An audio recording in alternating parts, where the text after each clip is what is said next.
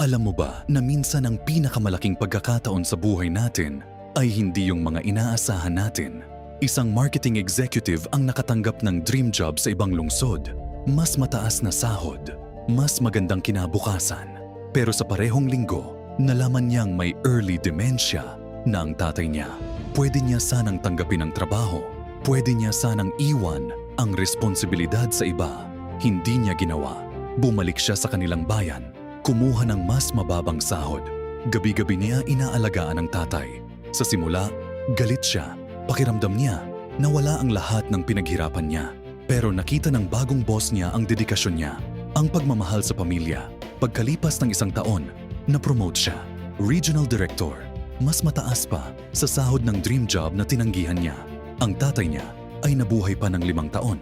Masaya, may kasama, at siya. Nakabuo siya ng network na naging susi sa mas malaking success. Ang akala niyang dulo, simula pala ng mas magandang kabanata. Minsan ang tamang desisyon ay hindi yung madali, pero laging worth it.